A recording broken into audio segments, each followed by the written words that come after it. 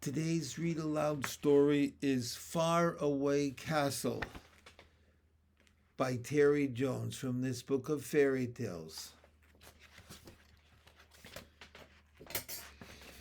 There's the faraway castle.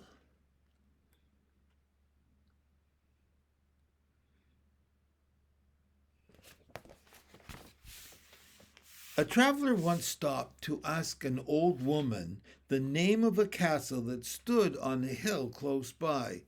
Well, nobody rightly knows its name, said the old woman, but round here they do call it Faraway Castle. That's an odd name, said the traveler, for it doesn't look so very far from here.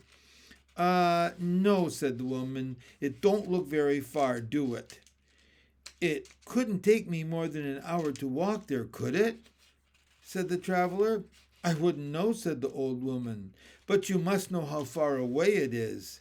Can't say as I do, said the old woman. Well, that's where I'm going, said the traveler, and he set off, shaking his head at the ignorance of country folk.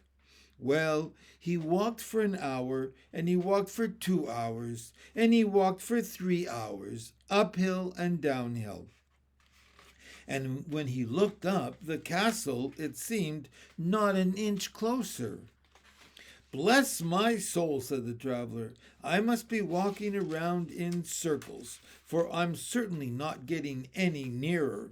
So he left the road and headed off across the fields, straight for the castle. Well, he'd been walking for another hour or so when he found himself entering a dark and gloomy forest. He got a firm grip on his staff and took out his great knife in case he met with any bears or wolves. Then on he went through the forest.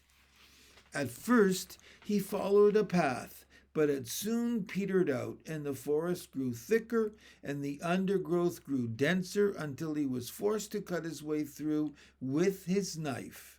At length, however, the forest began to thin out again, and he began to see the light shining through the trees once more, and he knew he was getting to the other side. But when he finally stepped out from the forest and looked up, he couldn't believe his eyes.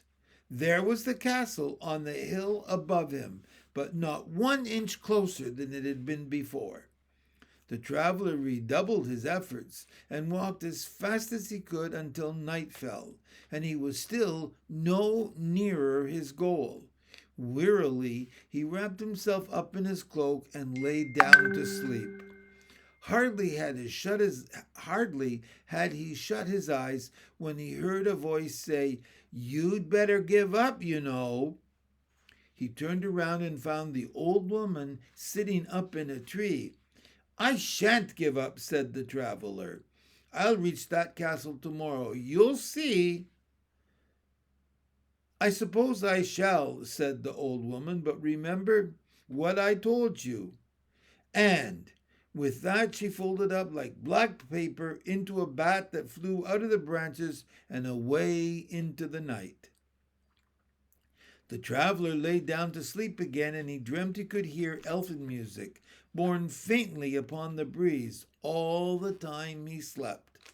The next day he woke up, and there, sure enough, was the castle sitting above him on the hill, not very far away at all.